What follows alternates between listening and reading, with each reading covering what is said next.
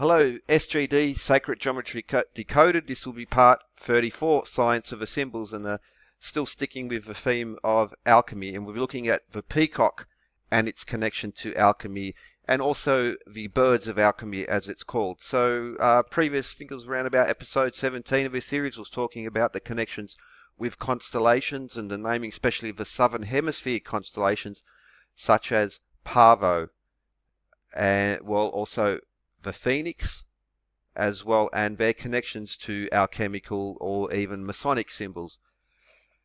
A screenshot from Stellarium where we see the southern hemisphere constellations, only visible from the southern hemisphere, just an overlay. So what you have to do from those typical graphics is turn it upside down and give the mirror image, because it's essentially projecting, a lot of these illustrations projecting a God's eye view, not as we would see the constellations from the Earth looking up, but as they would be projected down onto the Earth in this concept of as above, so below, as described in the Emerald Tablet of Hermes Trismegistus. So now just so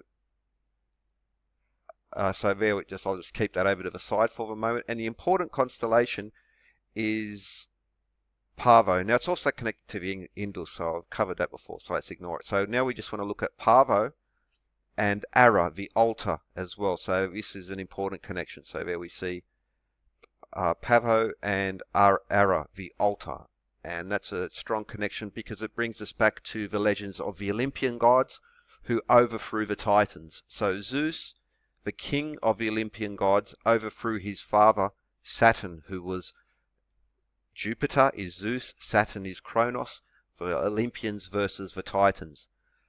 Jupiter or Zeus is tin, and Kronos or Saturn, Father Time, is lead in typical alchemical illustrations. Now, Titan is they've named these moons of Saturn is Titan, as in the Titans, and you'll also see moons of Jupiter such as Io and Europa connecting to these older stories and legends. Now, for instance, we'll touch on it towards the end, but alchemists such as Isaac Newton believed that these older legends actually contained alchemical physics and chemistry information was contained therein. For instance, Isaac Newton believed that the ancient Greeks knew about the laws of gravity, which he is famous for, but they encoded them in symbolic language. Now, the war of the Titans, or the Olympians versus the Titans, how Zeus overthrew Kronos. Now, I won't go, but just quickly, so the next to Pavo is the altar Ara. Now, this constellation Ara, or the altar, the Olympian gods swore an oath of loyalty on this altar to overthrow the Titans. So we have this connection there. Now, the wife of Zeus or Jupiter is Hera, or also known as Juno, as in the month June. Hera is strongly connected to the peacock. Now, the ancient Greeks had many connections to the ancient Indians. It was a sacred bird for the Greeks, but the peacock is a native of India, and it's also a sacred bird for the Indians. The chariot of Hera was drawn by peacocks. This is a very important connection to alchemical tradition. Zeus was a bit of a player. He was always having affairs on the side of Hera, and for instance, he fell in love with Io, and to protect her from Hera's wrath, he turned her into a beautiful white heifer, a white cow, which maybe is not the nicest description in modern times. Hera found out about this. She was not too pleased at all. She placed that Io, the white heifer, under the care of Argus, who had 100 eyes, and never all of his eyes went to sleep. Now, to save Io, Jupiter sent Hermes, or Mercury, Hermes, god of weights and measures, commerce, knowledge, travelers, etc. Now, what he did was put Argus to sleep and rescued the Io, the bull, the heifer, from Argus. And then, now, okay, so here we see an older depiction, Greek pottery, with Argus with the 100 eyes that he's covered with. And again, just the older Greek pottery there as well. This is well, you could say like 1500s, 1600s. We see this main image behind, and we get a clear. Okay, so what? Anyway, Argus has just been decapitated by Hermes, and we see Hera drawn by the Peacocks there. And so when Argos was killed, as the Greek legend goes, Hera put the 100 eyes of Argus into the Peacock, and that's why the Peacock has these eyes. Now, even evolutionary biologists say that one of the reasons for this, yeah, okay, well, I won't go into that anyway, but the Peacock, again, these Greek legends, for instance, Hermes, Mercury, Zeus is tin, Kronos is lead, Apollo is gold, Artemis is silver, Aphrodite is copper, Mars is iron. Now, sticking with the peacock theme, so, okay, we saw where Pavo, the peacock, is. Now, also, it's interesting in the 16th, 17th, 18th century, these hermeticists and alchemists, and this very weird, important period of history, which is sort of now derided, they also named in the Southern Hemisphere the Phoenix, and the Phoenix, not Harry Potter stuff, it's actually connected to this, well, many other legends, and for instance, the Phoenix, very important in alchemical tradition and illustrations and descriptions of the apparatus and the procedures as well. So, for instance, this is Johann Daniel Milius, but the peacock, the long-necked bird, now and the raven as well, but the alchemical wedding of sun, gold, male, and silver, the moon, being again nicely connected through gold, silver, and this by Stefan Mikkelspacher, the alchemical wedding, sun, Mercury, and moon, gold, Mercury, and silver.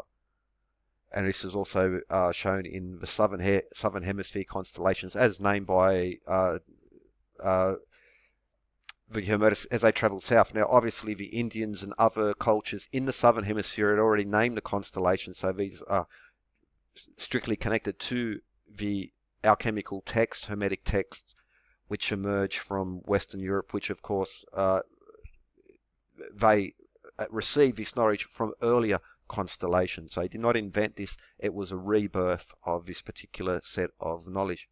Pardon? Okay, so Phoenix, now we saw Pavo, the peacock constellation Phoenix. We also have this now in the more modern descriptions, such as Stellarium, we have Fornax.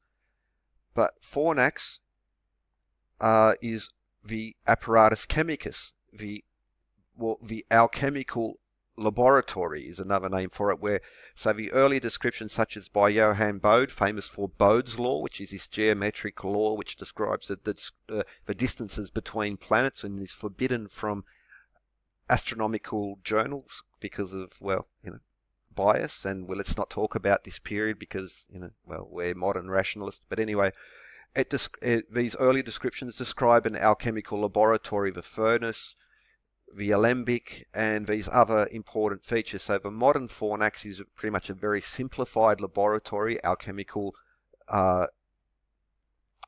apparatus, but we see the original one, well, connecting also to, as in earlier episodes, even Masonic symbolism, and even such as Athanasius Kircher, and these particular elements just overloaded with alchemical, metrological, the flood legends, etc.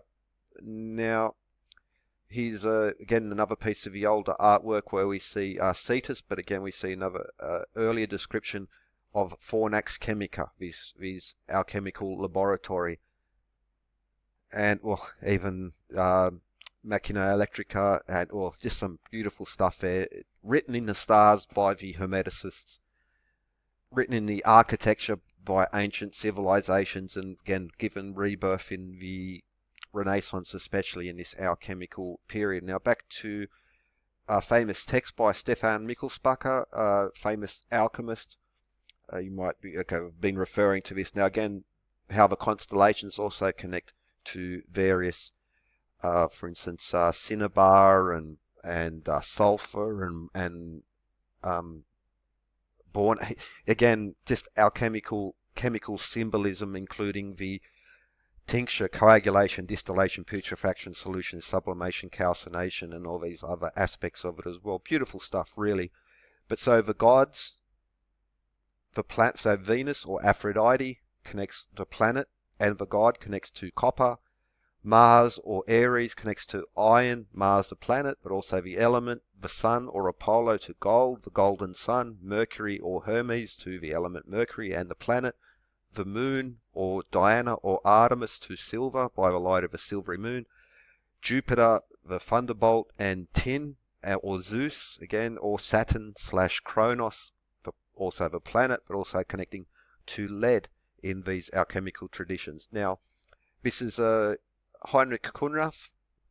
He's giving us flash in the gang signs here as well, and he's a geometrician and a metrologist. All these alchemists were. But this is one of his illustrations. You might notice the tetractys or the tetragrammaton and shin or fire, the eagle's paw. But this is an illustration worth noting because we'll come back to it in a second, because not only does it include Rebus and Azoth and the alchemical wedding of the male sun, gold, and the female silver moon. We also have Rebus, we also have Anima Spiritus Corpus, salt, sulfur, and mercury, which are giving us the recipes for sulfuric acid and hydrochloric acid, which is so important in these themes. Now, Stefan Mikkelspacher and Heinrich Kunrath, what do we have? Phoenix, or actually the blackbird, the peacock, and the phoenix.